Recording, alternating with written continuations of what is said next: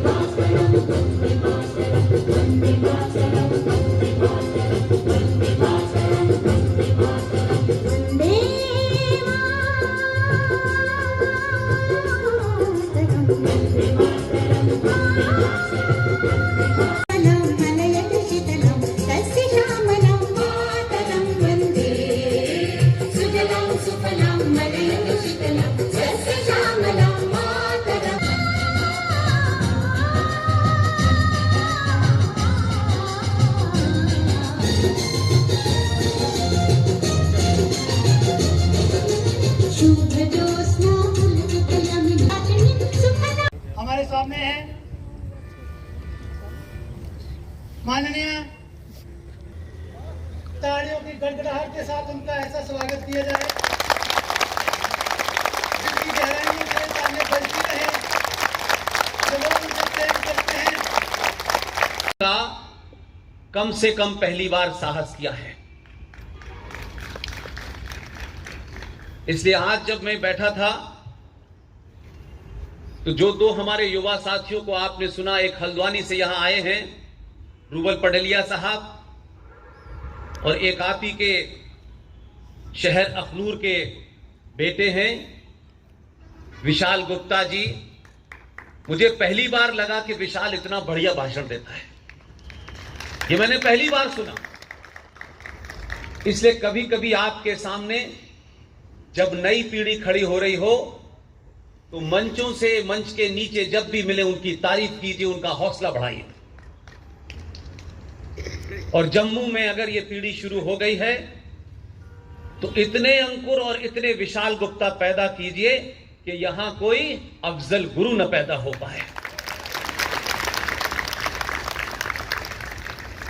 लिहाजा सिंह साहब जब मंच पे मेरे साथ होते हैं तो मेरे लिए रास्ता बहुत आसान कर देते हैं।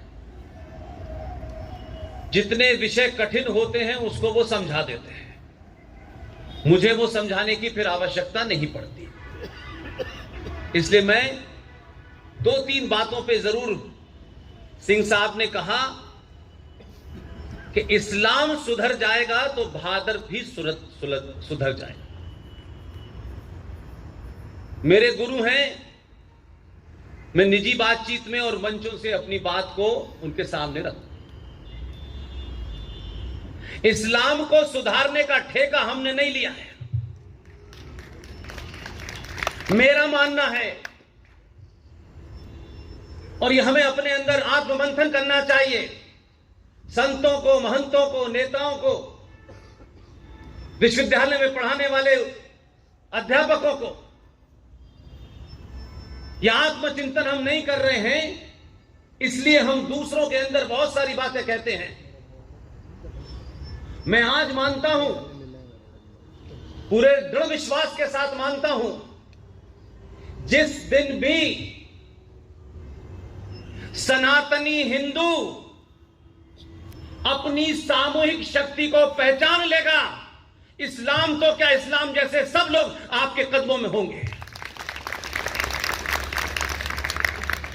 इसलिए आज जो लोग सनातन को चुनौती दे रहे हैं, सनातन को गाली दे रहे हैं, कश्मीरी हिंदू पंडितों को मार करके सनातन की व्याख्या कर रहे हैं, हैदराबाद में एक 2 कौड़ी का आदमी दिल्ली में आकर के चुनौती देता है, कुछ यहां के लोग भी जाकर के दिल्ली में चुनौती देते हैं।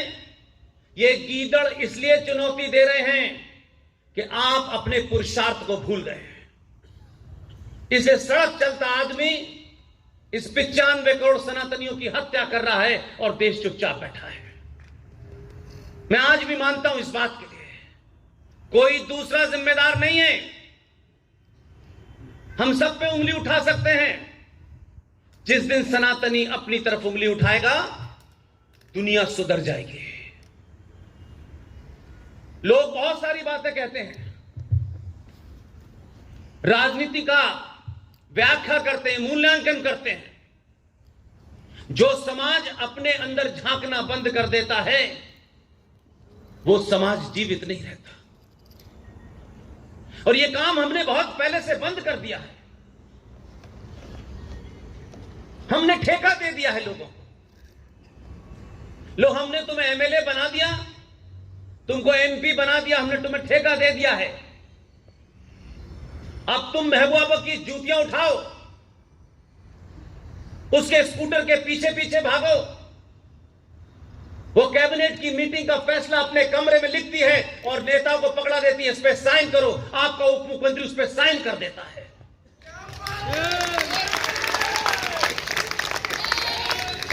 अपने बीच में से दलालों को पहचानिए। आपके बीच में बड़े बहादुर हैं। अगर अंकुर ने यह बेड़ा उठाया है कि जब तक शुद्ध सनातनी कश्मीर की विधानसभा में नहीं पहुंचेंगे, ये दलाल बिकाऊ आपका सौदा करते रहेंगे।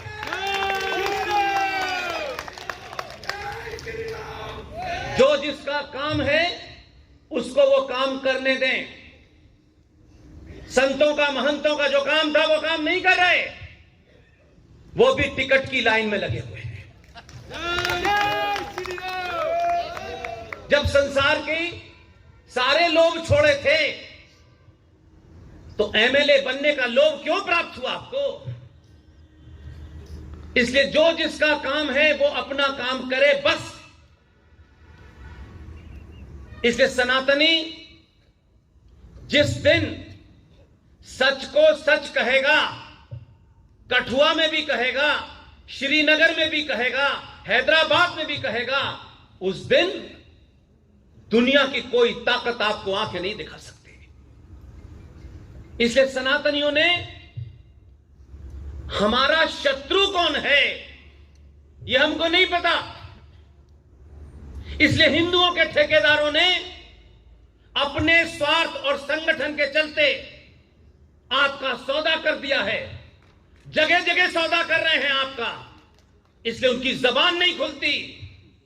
जब नुपुर शर्मा को उदयपुर से चुनौती मिलती है और भारत की राजधानी में पागल इस्लामिक जिहादियों की भीड़ यह ऐलान करती है कि नुपुर शर्मा तुम कहीं भी हो, तुम्हारा तन सर से जुदा कर देंगे, एक शब्द नहीं निकला आज तक। इसलिए मैं नहीं जानता क्या स्वार्थ है। इस भारत में जितने भी नरसंहार हो रहे हैं स्वार्थी दलाल संगठनों के कारण हो रहे हैं।